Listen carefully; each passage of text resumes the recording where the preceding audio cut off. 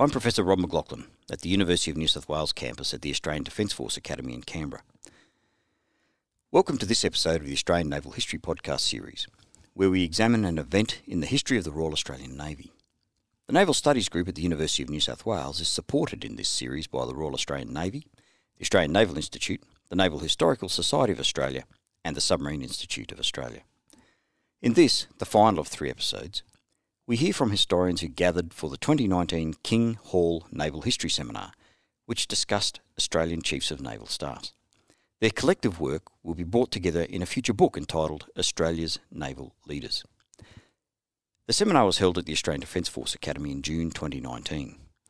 This episode deals with the Chiefs of Naval Staffs who successively led the Royal Australian Navy during the modern era, from the last days of the Cold War up to the early years of this century. The discussion is led by Vice Admiral Peter Jones, and the panel consists of Rear Admiral David Campbell, Commander Alastair Cooper, Dr. Jack McCaffrie, and Mr. Will Westerman. First off, Will Westerman, Vice Admiral David Stevenson was Chief of Naval Staff from 1973 to 1976. Why was he selected and what was his background for the position? So, David Stevenson, for those of you who were in the previous session, I think could have really easily fitted into to that mould of the admirals who were coming through Navy in the 60s and early 70s. He had a very similar career path, joined Navy in the interwar years, had postings at the RN, operational service in the Second World War, and then seagoing commands in the years thereafter, and this is all interspersed with staff postings, and he did staff course as well in the UK. And then he goes on to command Melbourne and has the usual suite of senior appointments within the Navy. But when we get to 1973, Admiral Piech needs to be replaced, he's not the standout candidate to be the next CNS. Really, it's a choice between 3 officers. It's Stevenson, Bill Dovers, and Buster Crabbe. And they all have a very similar trajectory. They all do the very similar things, hold similar positions at similar times. And so it is really a bit of a challenge and a bit of uncertainty, actually, who is going to be the next CNS. And I think to understand why they went with Stevenson as opposed to the other 2, we need to look back at Richard Piech.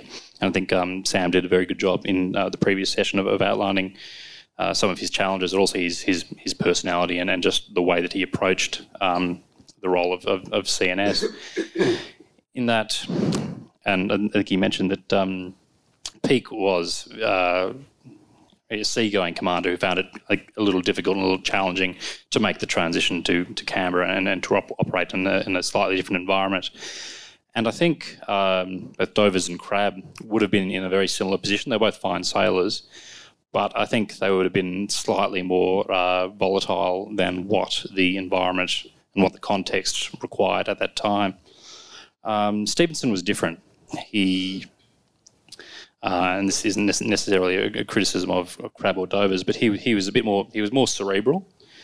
He was intelligent. He when he was at the Admiralty after the Second World War, he would on his lunch breaks he would go and learn a foreign language just as he was having lunch, and then go back to work. He had there was this intellectual edge to him. He was also very articulate and very personable. He had these qualities, I think, that stood out in the minds of those who were looking for who is going to work best in this environment. And ultimately, I think that decision about, yes, he is a better fit for a position or a senior position in Canberra was what spoke in favour of him against the other 2. And that was a very important aspect to have, those sort of characteristics and that quality in this particular environment. Because again, as Sam alluded to or mentioned, Arthur Tang had just been in the process of putting together his recommendations for the reforms that he wanted for Australia's defence organisation. Those had been agreed to, accepted by government, and then almost, I think it was the same month that Stevenson became the CNS. Tang's reforms were accepted by Barnard, the Defence Minister, and then it was, let's put these into action. And that was going to be, and it was a very difficult time, not just for Navy, but for all three services and for defence in general. And Navy required someone who wasn't going to rock the boat with the suite of quite challenging reforms that were coming Navy's way. I think that was in the minds of those making those decisions and deciding on the next CNS. Do you want me to talk about the challenges as well, or? Well, I think what we'll do, Will, is we'll just leave that there. We'll pause because we'll introduce some of the three other admirals we'll talk about in this session. So Stevenson, he, as I said, he was in post till 1976. He was replaced by Vice Admiral Tony Sinnott from 76 to 79. But the next admiral we want to talk about or introduce is Jim Willis, who was in post from 1979 to 1982. So, John Perryman, you've studied his career. What was his origins in leading up to this position as Chief Naval Staff? Vice Admiral James Willis, known universally as Gentleman Jim Willis, came into the appointment on the 21st of April 1979. And unlike some of the other admirals that we've heard discussed today, I actually think that he was very, very well prepared for that top job. He had had a remarkable seagoing career. He had commanded an exceptional number of ships. His first ship at just age 22.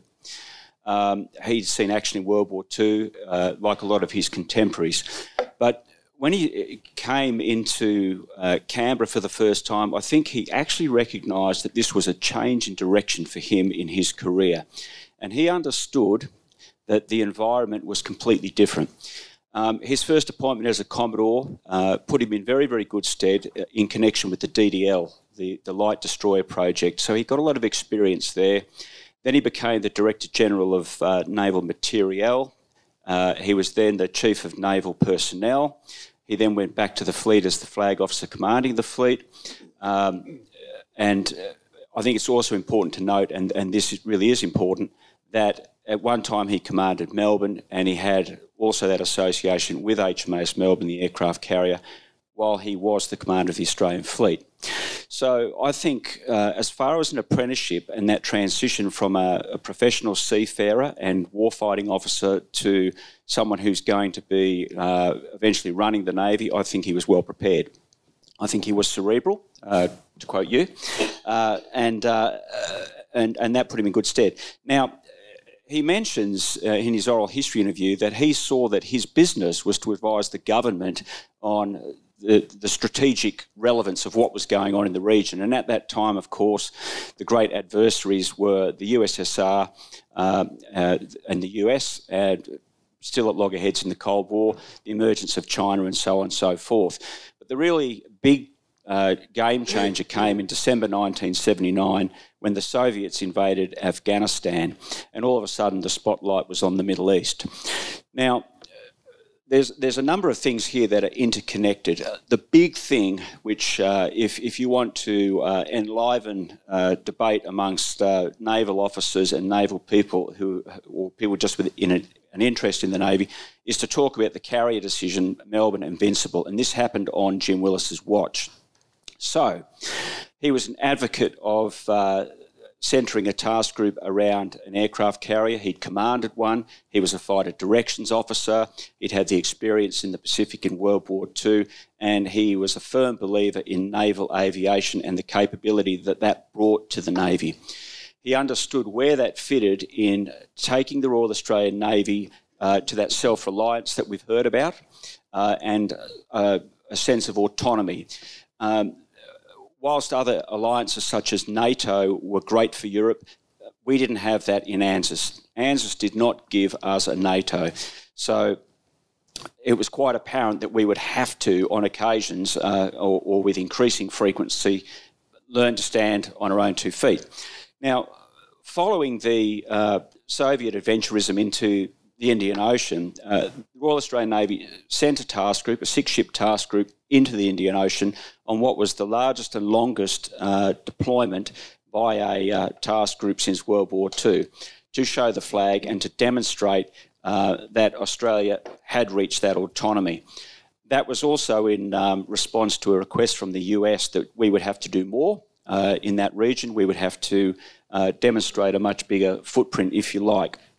So that helped our cause, or the Navy's cause, about reinvigorating the carrier debate, and that set the wheels in motion. So there was all kinds of options being looked at. US carriers were looked at. The Invincible one had been looked at, but had been discarded as too expensive, and there was always the question about, what type of carrier Australia would need and what sort of aircraft would equip it. But then in February 1980, there was an increase in defence funding. That saw us get a 4th Oliver Hazard Perry-class FFG to be constructed. That became the Darwin, and a decision was made in September that Melbourne would in fact be replaced. So I'll wind this up shortly. The good news was that at that point, Britain offered us the lead ship, Invincible. We were mightily happy about that. And, as history shows us, that deal fell through, and I'm happy to talk about that later on. But all of this was going on his watch against the backdrop of the normal things that have been covered in some of the other sessions we've heard today. Manpower, recruiting, updating, all of that sort of stuff. Okay, thanks, John. So I think you set the scene there in terms of one of the dominant themes was going to be the carrier decision. So Jim Willis, he retired in 1982. He was replaced by Vice Admiral David Leach, who served 1982 to 1985. And during that time, that's when the decision was taken to finally not replace the Melbourne. So the next Chief of Naval Staff was Mike Hudson, who came in 1985. So David Campbell, as we said, you were his secretary. So was he well prepared for this position, and what was his background? I thought he was extremely well prepared. He was an intellectual man. He had a good strategic vision, as well as certainly very ambitious plans for the expansion of the fleet. And he was able to put that into effect, drawing very largely upon his earlier experience. He'd been the fleet commander, he'd been AC Ops, he'd attended Canadian War College, that sort of thing. So it was a typical background, as many of the other chiefs have enjoyed, but he seemed to have an added depth that the others lacked to some extent. I served as his secretary for 3.5 years, and I reckon I got to know him very well. Brian Adams, who's unfortunately not here today to talk about Hudson, Brian Adams wrote a very good draft chapter, which I've had the pleasure of reading. You'll just have to wait for that to come out, but it's a good chapter. Hudson had the usual sets of problems. I mean, the whole environment is your relationship with money, your challenging of numbers of people, and your difficulty, if not impossibility, of increasing those ceilings, and of course dealing with government. Those are the three perennial environmental factors. But in addition, just as his predecessors had to struggle with, he was living with the aftermath of the carrier. There was the FFG debate. There was Tang, of course, living with the aftermath of Tang, which came in the early 70s, and just continued to exacerbate and make life of the chief miserable, and particularly with the advent of the CDF, which came across at the end of Hudson's time. Hudson was a private man.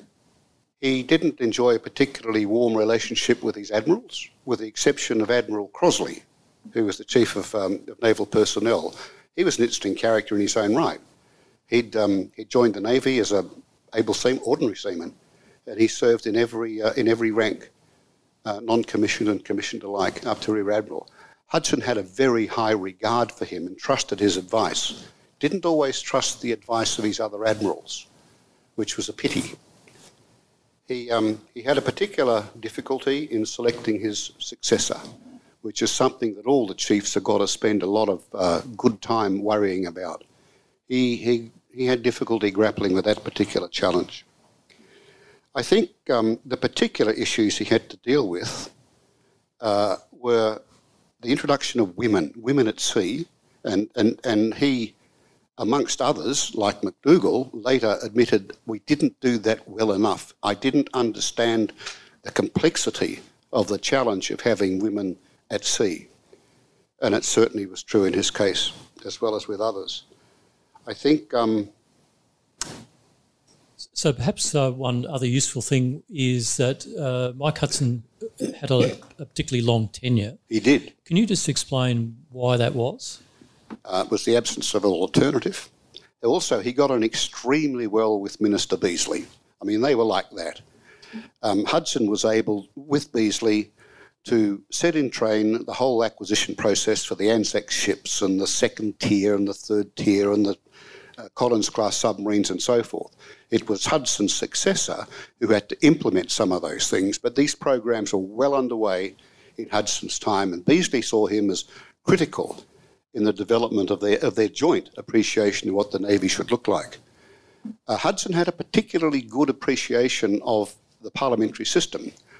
What happened was that in a few years beforehand, there was an Act of Parliament which introduced the ministerial staffs. Hitherto, public servants had been there. All they did was empty the in-tray, or out-tray, one or the other. But with the introduction of the ministerial staffs, all sorts of other outsiders were able to come in and advise the minister. Now, we cottoned onto that. When I say we, I mean Hudson and me. We cottoned onto that. Hudson was over there in the minister's office regularly and frequently, and I made a point of going over to see the likes of Hugh White, who was the Beazley's staff, at the old Parliament House at least once a week. And we were streets ahead of Army and Air Force in that regard. I put that down to Hudson. He was shrewd. He dealt very well, probably dealt better with outsiders than insiders in his Navy. For example, he set up a dining room in Navy office, the Sydney room. It was very nice. And the whole idea of that was to be able to offer hospitality to people of influence in the press, in the Parliament, industry, whatever. He was astute and clever like that, probably better than anybody else that I can remember. I shouldn't steal Brian Adams's thunder, but he has written a rattling good chapter on Hudson, and I didn't quarrel with anything of it. Okay, thanks, David. But there had to come a relief, and the relief was Ian McDougall, the first submariner to be Chief of Naval Staff. So, Alastair, what was his background besides being a submariner? Well, besides being a submariner, he started out life as a supply officer. So, in some ways, we've got the first supply officer to be the Chief of Naval Staff. However, he very rapidly and early on in his career changed to the seaman branch, and particularly to follow the submarine career path. So, if you'd like, you can almost draw a parallel between the career of the Oberon class boats in the Royal Australian Navy's service and Ian McDougall's service, because he started his career just as they were coming into service, and he finished his career just as we were starting to bring the Collins class into their successors into service. In other ways, he was different. He was different in other ways as well. He didn't command the carrier. He had a different set of experiences leading up to his command, and as Admiral Campbell's pointed out, his predecessor Hudson had 6.5 year tenure. If you go and have a look at the Navy list in 1985, which is when Admiral Hudson took over, and you look down to see who are the admirals and commodores who are then in service, and then look to see who is still there in 1991 when Ian McDougall takes over, I think there are only two, from memory, two Commodores, and they're both engineering branch, one engineer and one supply. There are no executive branch officers higher than the rank of captain who are still there at the end of Hudson's tenure. So there's been a huge clean out, and that might reflect the comment that it was hard to replace. Him. So he came. I think you need to distinguish between the quality of the individual and their preparation. I think Ian McDougall is possibly one of the best officers we've ever had to serve as Chief of Naval Staff, but I think he was underdone when he got to that position because he had not had sufficient experience in the Canberra environment. I should note in making that point that maybe unlike all of the other subjects that we're discussing today, Ian McDougall's still alive and very much able to have this conversation. And he disagrees with my observation of his career. That's as may be.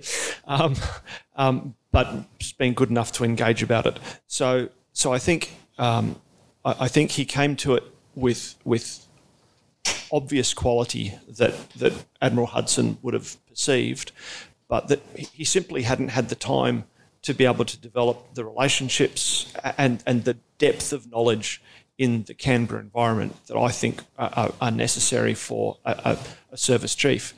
And I'd go one step further than that as well. It's not just, you can't expect those things to be just resident in one individual. You actually need to look at the senior leadership cohort.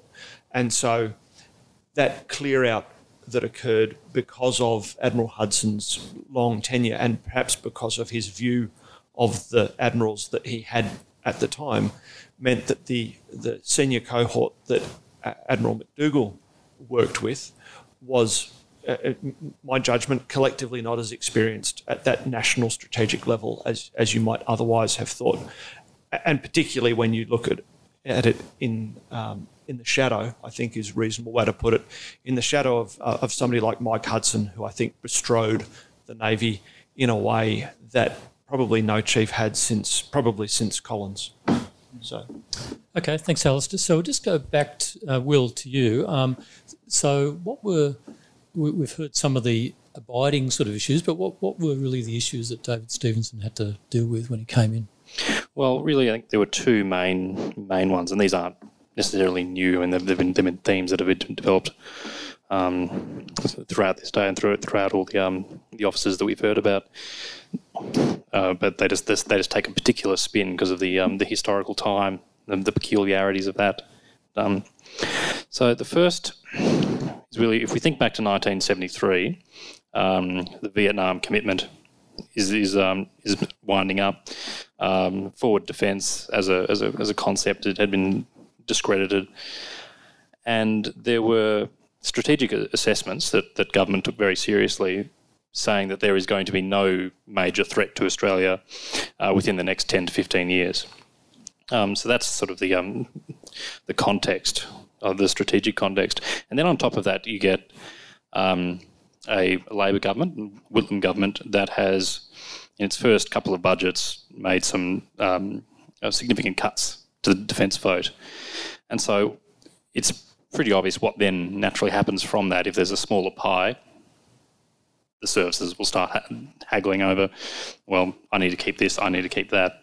And in Navy, that's the big debate is about the carrier, as we've already discussed. And so in this environment, Stevenson needs to continue to make the argument for not just for the suite of platforms and capabilities that Navy already has, but and he says this sort of, I think, slightly tongue-in-cheek, but I think there's probably some truth to it. At the end of 1974, he's saying, I've needed to make the argument why Australia has a Navy at all. I don't think it was that severe, but there were questions there were legitimate questions being asked about resources and why we have X, Y, and Z. And so, and obviously the carrier was a big part of that, because you had Air Force saying, well, if all we're doing is just defending continental Australia, why do we need an aircraft carrier? Why do we need fixed-wing maritime aviation when F-111s will be able to strike anything that comes near us anyway? And those sort of arguments went back and forth. But that was really the first big issue that he needed to deal with. It was the changing strategic environment, and then the justification of capabilities that came from that. But the second one, and the one that's more particular to Stevenson's context, is the implementation of the Tang reforms. Sir Richard Piech had been through the drama of the consultation phase of the reforms. They'd been passed, and now it was Stevenson's job to implement them. And this is really, I think, where his time as CNS is defined. When he's appointed the CNS, he's a member of the Naval Board. There's a Naval Department and a secretary and a dedicated minister. When he finishes his time as CNS, there's none of those things. And that's a lot of change for an organisation to go through in a short period, and obviously it was relevant to Army and Air Force as well. So there were all manner of organisational issues that he had to work through. One of the bigger ones was the amalgamation of the Navy Department into the Department of Defence, and what that meant for the loss of naval expertise within the department and within the public service. And this was a point that was brought up in the previous session. But whatever the value that you'd place on naval administrators, at least they were dedicated naval administrators in the past. By the time you start to amalgamate the Department of Defence, that expertise starts to degrade. Experiences and knowledge flattens out or generalises. And so really Stevenson as CNS has much less horsepower within the civilian administration of Navy with which to work. He also doesn't have a dedicated secretary who can provide financial advice, budgetary advice or anything of that sort. And he doesn't have a minister who can, if you're lucky enough to have someone like Billy McMahon who can advocate within government for Navy's position. And so that really radically rechanges the environment. And he tried to do his best to establish where he could alternatives or fill in gaps that he saw.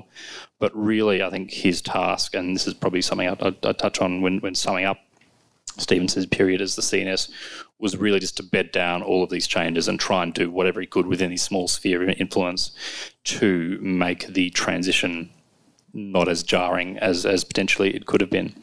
And yes, that was certainly his big challenge to deal with as CNS. Okay, thanks for that.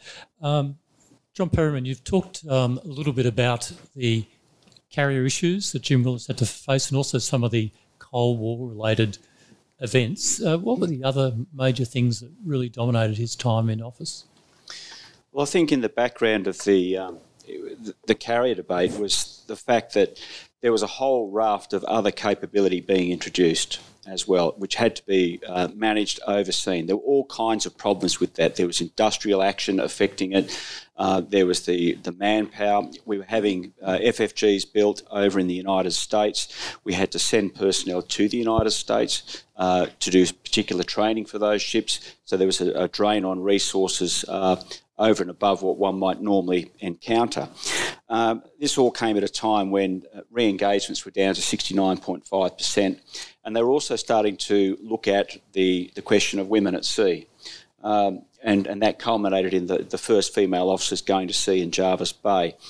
I think that it was a case of really not becoming solely focused on the Melbourne issue, the replacement of Melbourne, although that was foremost in his mind, let me tell you, and keeping those other projects going. So what were those other projects? Well, the FFGs, we ended up with 6, and, you know, the last 2 of those are still in commission now. So when we transitioned from a carrier navy to a destroyer and frigate force, those frigates were there, and I think that they probably exceeded the expectations of many and sustained us through almost our entire time in the Persian Gulf and beyond. There was modernisations to the Ddgs. There was the upgrades of the Oberon-class submarines. There was the implementation of the fast underway replenishment ship Success. There was Tobruk.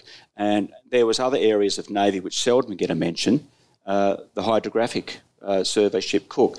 So he really had an appreciation of that. And against all that, when all of these new ships were coming in, and this was touched on earlier in one of the previous presentations, is that the shore infrastructure to support all this new capability and technology that was coming with these ships, that also needed to be upgraded. There was a feasibility study done on Jervis Bay about should that be the home of the Australian fleet on the east coast. And at the same time, as a reaction to the Soviet intervention in the Indian Ocean, which presented a real threat to the Straits of Hormuz and the Western oil supply, that's when you really see the debate about the two-ocean navy come to the fore. Now, I feel a bit sorry for Jim Willis because Invincible is offered to us at a price that really couldn't be refused. And when he hands over, it's safe in the knowledge that, you know, I think he genuinely thought that he was handing the Navy over to his successor in really, really good shape. And yet there were other things taking place around the world which would affect that, chiefly the Falkland War. And the Falkland War saw the Invincible class carrier, which was going to be the preferred replacement, really demonstrate its capability in a most profound way. It essentially, you know, for that task group to go down to the South Atlantic and acquit itself in such a manner was quite extraordinary, and I think the world really sat up and took notice. The offer then of the Australian government, which by then was cash-strapped at a time where you had 2 services competing for the dollar. The Air Force is wanting to replace its ageing Mirage fleet with FA-18s, and at the same time you've got the Soviets moving into the Indian Ocean, you've got the Navy needing a new aircraft carrier, so there's fierce competition for the dollar. So when the announcement comes, you can imagine just how happy the Navy was. It really was a case of, you know, if we're going to get Invincible, we were very, very happy about that.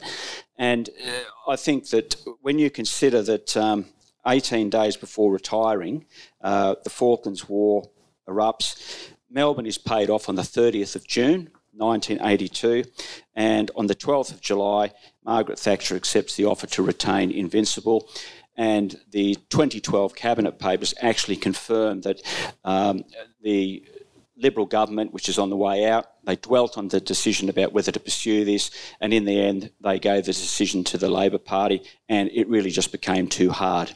And that would have been a tremendous disappointment to him, I'm sure.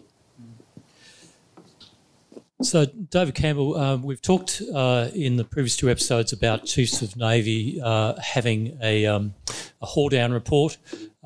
Most are a couple of pages. Mike Hudson's the size of a small book, which I guess indicates the amount of change and the amount of activities going on. He also had a couple of very good staff officers. He did. Which is all to his eternal benefit. I guess the point I'm making there is how much of that was orchestrated by him? Was there a grand plan? And how did he keep track of so many moving parts? He had a good staff. I mean that most sincerely. He did. His immediate staff just greased the wheels because he was not all that well supported by his admirals, as I commented. His abiding achievements have to be force structure, you know, Collins and Anzac. On the other hand, he never got a really good understanding of the challenge of a parent navy. That was something that had to bedevil his successors. He was aware of it, but he didn't fully comprehend the challenge and made no special arrangements to cope with that. He had a strategic vision, as I said, also. I mean, just think of the Western Pacific Naval Symposium that he instituted. No one else thought along those lines, but Hudson did. So just for the benefit of listeners, do you want to just explain what that innovation was? Well, every couple of years in the United States, there'd be a gathering hosted by the Chief of Naval Operations at Newport. And this was the what's it called? The Global International Seapower Symposium? That's it. Anyway, that was on every second year.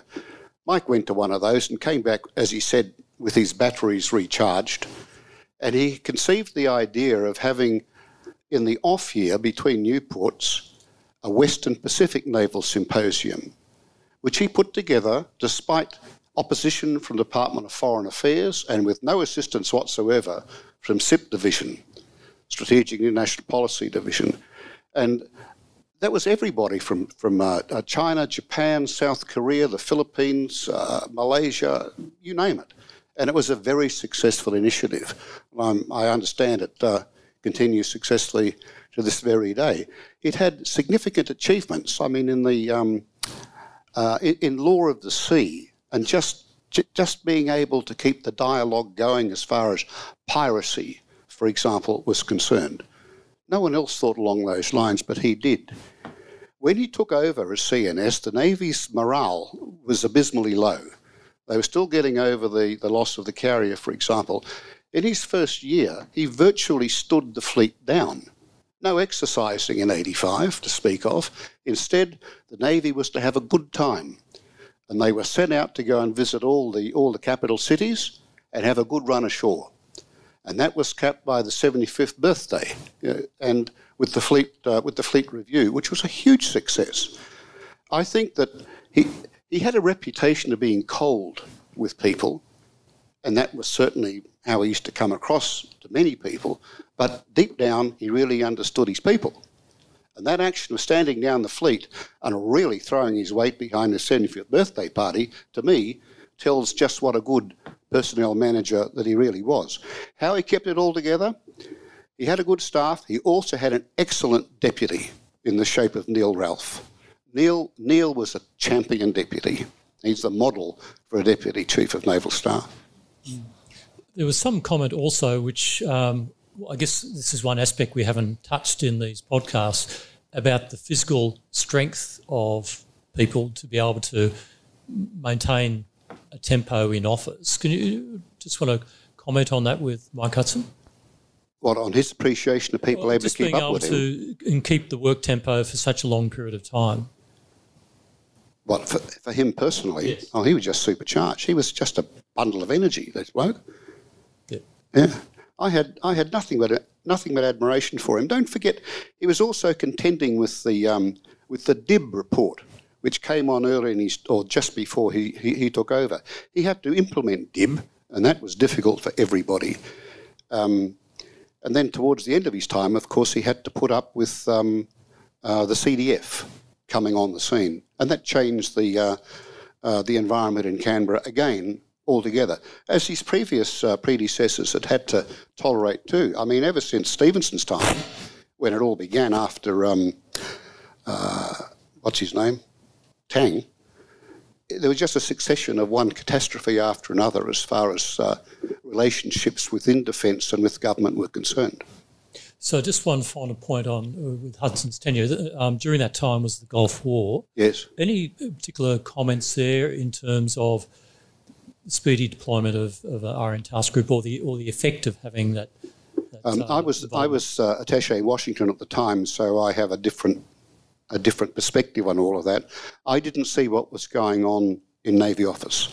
I saw what was going on with the USN, and I saw what was going on with our relationship with the USN. I didn't have a clear view of what was going on in Canberra. I had a better idea of what was going on in Fleet Headquarters with Ken Doolan than I had of what was going on in Canberra.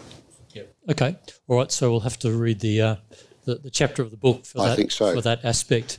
So, Alastair, so we've heard that there's issues about parent Navy that are going to probably land on Ian McDougall and probably his successors, and also the issue of women at sea, the actual implementation of quite a profound change in the way the Navy operated. Do you want to just talk about how did Ian McDougall deal with those two issues?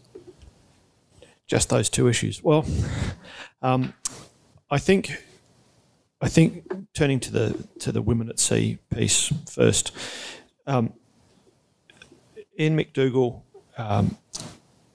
probably started out with the same appreciation that his predecessors had, that having women more completely engaged in the business of the Navy was a good thing, probably the right thing, and they were going to do it.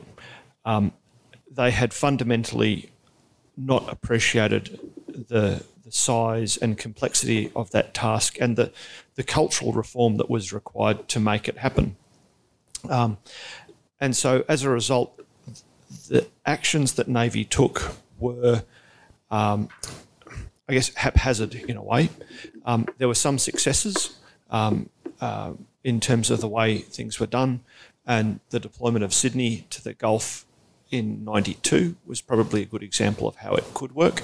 But then there were examples with, and most obviously, Swan and the way in which some people behaved there, which really showed that it could go horribly wrong, and so the cultural side of how you I guess created the more modern Navy that we're more familiar with now really landed on Ian McDougall, and I think he hadn't anticipated that it was going to be such a big issue. Can I interject there? Yeah, please. The problem was that the hierarchy in the Navy, SINSAC, saw the women in the Navy issue as heads in bathrooms. They did not get the culture. No. It finally dawned on McDougall at the end of his time that that's what it was about, culture. But up until then, it was heads in bathrooms. And I don't think he was alone. Probably not alone, even at just senior levels, let alone the rest of the Navy. But I think in the end he did get it, and so you see this dawning realisation that actually this is a really, really big thing, and a lot of people around this table would be familiar with the Good Working Relationships program, and it was driven into Navy with vigour, possibly you could say with malice aforethought, by later Chief of Defence Force, then Deputy Maritime Commander Chris Barry was the person who went round and did most of it. The Fleet Commander, Rob Walls, was the one who I think provided the probably the vim and the vigour to the whole thing, and McDougall was the one who provided, I guess, the overall strategic direction. I agree with that very strongly. I was his deputy when this was going on, and as you say, he got it and he pursued it with vigour. A couple of years ago, I put it to Ian, he's a great chum of mine. I put it to him that he should not either have spent much longer at CNS or not at all. And he didn't disagree. He didn't have time to implement what he wanted to do. NQM, Naval Quality Management, is the standout issue in that regard. So we should talk about NQM naval quality management, but just to finish off that women at sea bit. I think we've really covered it. It wasn't what he anticipated, and it took a while for him to get it, but then he oversaw what I think is the start of the way in which we really think that the Navy operates today. And I think if you pull to pieces most of the cultural pieces around women at sea, you can see that large portions of them are very similar to what was put in place in Good Working Relationships. So probably to finish off that story, though, he was sufficiently confident and committed to the way ahead for women at sea for him to say that women would serve in submarines. And he thought that as a submariner, he was probably the best placed to be able to make that decision, because the submarine community, which is in many ways a community unto itself, would not be able to turn around and say, no, it can't be done. For whatever reason, because they wouldn't be able to say it to another submariner. Okay. So now moving on to naval quality management, which was a version of total quality management. So do you want to just talk about that particular issue? Sure. You really I think you need to rewind a little bit. One of the things that Ian McDougall did was he saw the Navy that he was taking over as very staid and in need of a shake-up. So NQM and what went with it, program management and budgeting, were really very significant, quite micro, you'd almost call them microeconomic reforms of the way in which Navy went. They were the most visible outworking of it were process action teams, which were designed to find better and more efficient ways of doing almost anything you care to take a look at.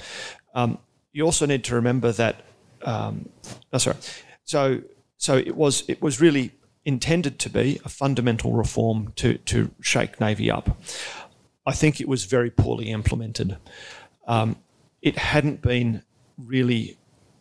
I don't think they'd quite understood how it might take effect within the Royal Australian Navy. So total quality management is originally a USN activity, and I think particularly in their aviation world.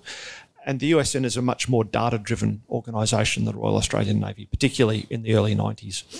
And to do that sort of low-level reform, you need more data, and you need to explain to the people who are going to be doing the reform what it is that they're about and how they're going to achieve it. McDougall fundamentally failed to take the Royal Australian Navy with him on the NQM journey. It had a lot of potential, and when we have a look at subsequent attempts at cultural reform, again, you can see a lot of the tools and mechanisms. It's all quite familiar when you start to look at NQM.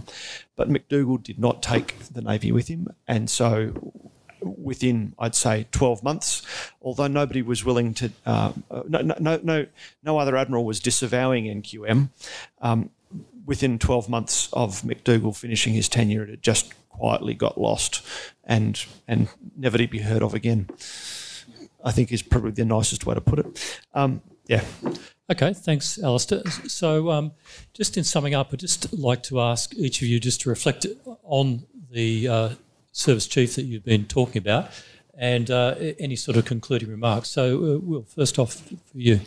Well, Stevenson is very much, I think, an enigma when we situate him within the ranks of the chiefs of naval staff that came before and came afterwards. He doesn't leave or hasn't left a particularly strong legacy in Navy. That was partially because of the circumstances around his time in that position. There were all of the changes that were taking place were not of his making. They were forced upon him from above, and he just had to deal with them. But also, he himself had an approach that where he said, I am not going to try and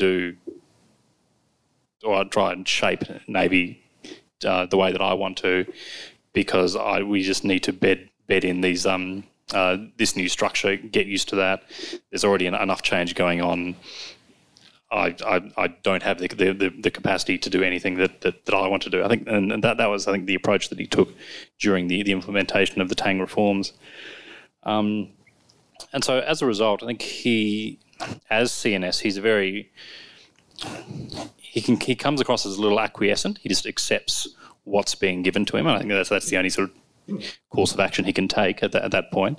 That's actually both with the Tang reforms plus the interestingly, something I didn't mention, the FFGs. They sort of get that's a decision made by Cabinet by Defence Minister Lance Barnard. He said once we scrap the DDLs, like these are going to be our new ships. You're just going to have to take them, regardless of whatever your reservations are about them. And Stevenson says, okay, I do have reservations, but this is what we've got. So this is what we have to work with. And I think that approach of being very pragmatic defines how he went about his duties.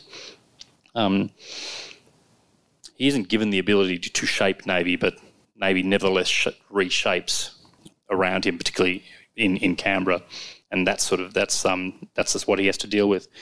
One sort of interesting point to finish up with, I can't remember if I mentioned this before, but he actually didn't want the job when it was when he was informed that you are going to be the nomination for the next chief of naval staff, and he was actually quite upset about it, and he came to accept that, and apparently came to quite enjoy the role.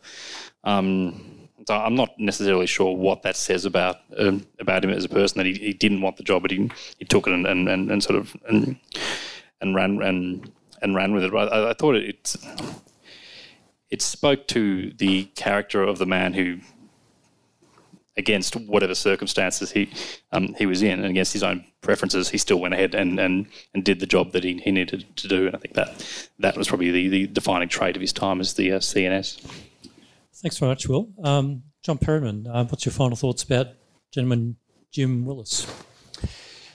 I think that overall, Jim Willis did a very, very good job. I think he understood the terrain. I was very interested to read in his oral history interview that he felt that one of his observations about officers coming into the top job is they really weren't politically trained to do the job. But then he qualified that by saying, nor should they be. He firmly believed that it was inherent on the person in that job to absolutely make it their business to get into that sort of headspace, get into that strategic advice area, and really invest in the role that they'd been given. I think with rounding off the Melbourne issue, what could he have done better? I like to think that lessons were learnt from the HMAS Melbourne episode. When Melbourne came back from K81, once the decision to replace it with Invincible had been made, she was due to go into a major refit. That refit was cancelled. Melbourne sat alongside Garden Island and was destined never to leave GI under its own steam again, and it was rapidly prepared for decommissioning. It freed up personnel. The money for the refit was saved and could be reallocated elsewhere.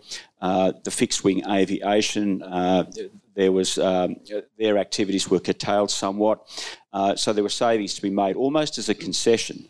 But the ship, it was as far as he was concerned, or the Navy was concerned, this was a done deal, and Melbourne was prepared, paid off, and as I say, just 12 days after Melbourne decommissioned, the deal fell through. We no longer had a ship capability. I like to think that successive chiefs of Navy opted for other options. Operational pauses is a pretty good case in point, mothballing, that sort of thing, holding it in reserve. I guess it's the old adage of a bird in the hand is worth two in the bush. Had Melbourne been kept in the status of reserve, it may have been brought back into service in some sort of capacity, and that may have influenced the future. It may not have. Who knows? Okay, thanks, John. David Campbell, Mike Hudson, final thoughts? I thought he was an exceptionally fine CNS. He had a number of very significant achievements to be proud of. Like anybody, though, he had his weaknesses, and he made a couple of serious mistakes, particularly as we've discussed about the introduction of women at sea. But I thought he handled the challenges of personnel and money particularly well. Every chief has to deal with that. And some are luckier than others and some are better than others. But his particular challenge at the time, and he often used to bang on this, was my problem is running a two-ocean navy on a one-ocean budget. And it was something, I'm not sure whether he coined that or Beazley did. But anyway, both of them used to use that expression quite a lot. And it really does sum up, at that period of our history, the terrible impact of the problems with money and the problems of personnel had upon running the Navy. But he did a good job. Thank you. Alastair, Admiral McDougall? I think Admiral McDougall is going to go down as his tenure is a point where there's almost an inflection point where you can start to see what I would regard as the modern Navy. He had to operate much more in a joint context, and the start of the joint journey was really getting going during his tenure. We were starting to build significant numbers of ships in Australia to designs that were, although they might have had heritage and commonality, some commonality elsewhere, were really distinctive enough to be our own, and for us to then have to be responsible for them, and for the Navy to start learning what that actually meant and communicating that not just within itself but to the rest of the Defence Force and the rest of government. All these things started happening during McDougall's time, or manifesting themselves during Ian McDougall's time. And you can look at the issues around the actual delivery date for Collins and whether it was or wasn't ready, and how the margins had been managed and whether they were sufficient. He was, I think, in some ways, probably didn't appreciate the level of corporate strategic risk that he and the Navy had at the time. In addition to the Collins boats being brought into service, we were busy moving the submarine capability from one coast to another. We were shutting down Narimba. Training was being done on a different basis, particularly for engineers. There was all the budgets. We haven't really talked about the budgets, but he had a considerably constrained budget where there was zero real growth for a number of years, just at a time when Navy was trying to grow and become a parent Navy. And so I think the risks that were being run at the time he was the chief were actually massive. And I don't know that he had really either been able to understand them or communicate that level of risk to government. Certainly when you read a lot of his public pronouncements through Navy News, it was steady as she goes, everything is okay. But yet there was this massive level of activity and change going on. So I think in some ways he's the start of the Navy that we would perceive today. But I think he got shaped by the events as much as he shaped them. I'd note in closing, though, where I started about the quality of the individual. It was his first job as a chief executive officer, and in the way we train and structure the Royal Australian Navy, most of the time somebody gets to the top, it's the first time they're doing that CEO's gig. And it's a fairly complex, sophisticated organisation. So while I think he was probably underdone, the fact he went on to serve 9 years as the Commissioner of the of the Fire Service in New South Wales, also through a period of fairly massive change, probably gives you an indicator of the quality of the individual and the capacity that they have doing their CEO's job a second time around. Thank you for joining us. And for more information on the Australian Naval History video and podcast series, simply search for Naval Studies Group on your search engine. Goodbye for now.